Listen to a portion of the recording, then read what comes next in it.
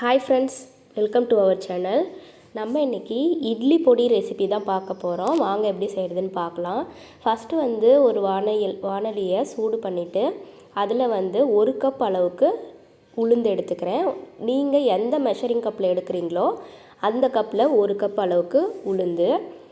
அதை எடுத்து நல்லா மீடியம் ஃப்ளேமில் கலர் சேஞ்ச் ஆகிற வரைக்கும் நம்ம வறுத்துக்கலாம். ஹை ஃப்ளேமில் நம்ம வறுக்கக்கூடாது. ஸ்டார்டிங்கில் வேணால் ஹை ஃப்ளேமில் வச்சுக்கலாம். கலர் சேஞ்ச் ஆக லோ ஃப்ளேமுக்கு கொண்டு வந்துடணும்.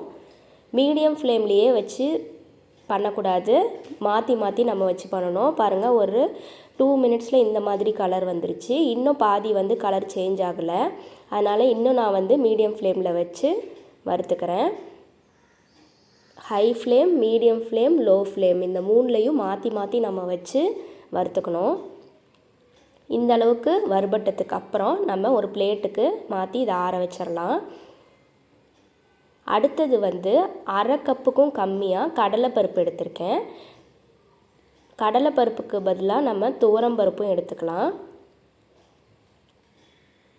இதையும் நல்லா நான் வறுத்துக்கிறேன் கலர் சேஞ்ச் ஆகிற வரைக்கும்.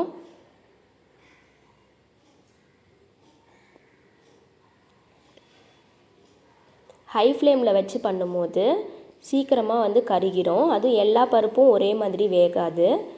அதுக்காக தான் நம்ம ஃப்ளேமை மாற்றி வறுத்துக்கணும்.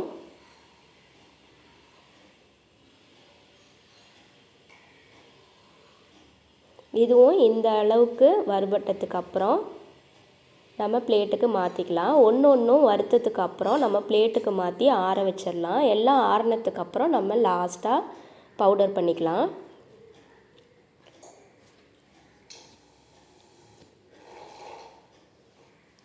அடுத்தது பொட்டுக்கடலை சேர்த்துருக்கேன். பெரிய ஸ்பூனில் 1 ஸ்பூன் அளவுக்கு நான் சேர்த்துக்கிறேன்.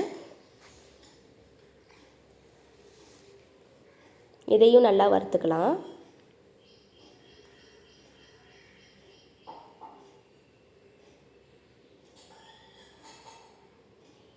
இதுவும் வறுபட்டுருச்சு. அதையும் நம்ம ஷிஃப்ட் பண்ணிட்டு அடுத்தது நான் வெள்ளை எள்ளு சேர்த்துக்கிறேன். பாத்திரம் ஏற்கனவே சூடாக இருந்ததுனால அது இந்த மாதிரி வெடிக்குது. இது லைட்டாக நம்ம கொஞ்ச நேரம் மிக்ஸ் பண்ணி விட்டாவே போதும். அதுக்கப்புறம் அது கருகிரும். அடுத்தது வரமல்லி, தனியா இருக்குல்ல, தனியா விதை, அது ஒரு 1/2 ஸ்பூன், மிளகு 1/2 ஸ்பூன், சீரகம் 1/2 ஸ்பூன், இது 3ஐயும் ஒன்றா சேர்த்து நான் வறுத்துக்கிறேன்.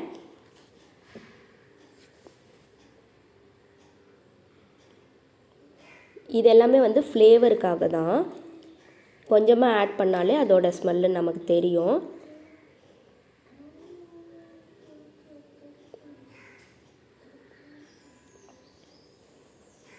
இதையும் 2 நிமிஷம் நல்லா வதக்கிக்கலாம்.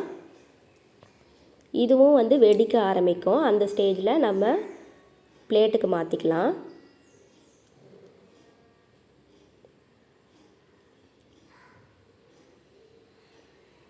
அடுத்தது வரமிளகாய். இது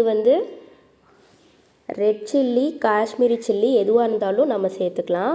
உங்களோட காரத்துக்கு தகுந்த மாதிரி சேர்த்துக்கலாம். அது கூடவே கருவேப்பிலை நான் சேர்த்துக்கிறேன்.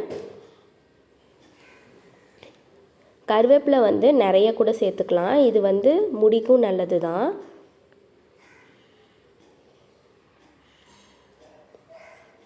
இதில் மெயின் இன்க்ரீடியண்ட்டே உளுந்து தான்.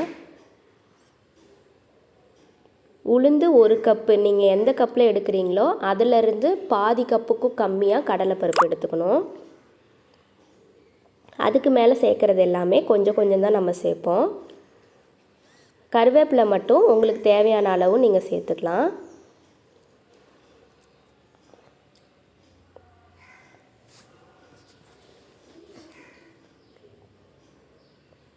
அந்த ஈரப்பதம் ஃபுல்லாக போகிற வரைக்கும் நம்ம வறுத்துக்கலாம்.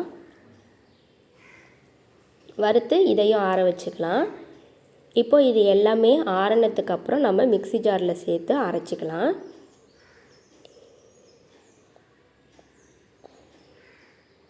கருவேப்பிலை இந்த மாதிரி நொறுங்கணும். அப்போ தான் சரியாக அரைப்படும், இல்லைன்னா திப்பி திப்பியாகவே தான் இருக்கும். மிக்ஸி ஜார் வந்து நல்லா ட்ரையான மிக்ஸி ஜாராக யூஸ் பண்ணணும், இல்லைன்னா அதுலேயே வந்து ஒட்டிக்கும். நான் வந்து ஃபஸ்ட்டு வரமிளகாயும் கருவேப்பிலை மட்டும் போட்டு அரைச்சிக்கிறேன். ஏன்னா இதுதான் அரைபடுறதுக்கு லேட் ஆகும், அதனால் நான் அரைச்சதுக்கப்புறம் இதில் கல்லுப்பு சேர்த்துக்கிறேன். பெருங்காயமும் கொஞ்சமாக சேர்த்துக்கிறேன் ஃப்ளேவருக்காக. கல்லுப்பு தான் சேர்க்கணுன்னு இல்லை, தூள் உப்பும் சேர்த்துக்கலாம். நம்ம அரைக்க தான் போகிறோம், ஸோ கல்லுப்பு சேர்த்து அரைச்சோம்னா அதுவும் ஃபைன் பேஸ்ட்டாக மாறிடும். இப்போ மீதி இருக்கிறது எல்லாத்தையும் நம்ம மிக்ஸி ஜாரில் சேர்த்து அரைச்சிக்கலாம். அவ்வளோதான், இந்த அளவுக்கு பவுடர் ஆனால் போதும். இட்லி கூட சேர்த்து தோசை கூட சேர்த்து சாப்பிடும்போது டேஸ்ட்டு சூப்பராக இருக்கும். நீங்களும் செஞ்சு பாருங்கள். தேங்க்யூ. Bye by.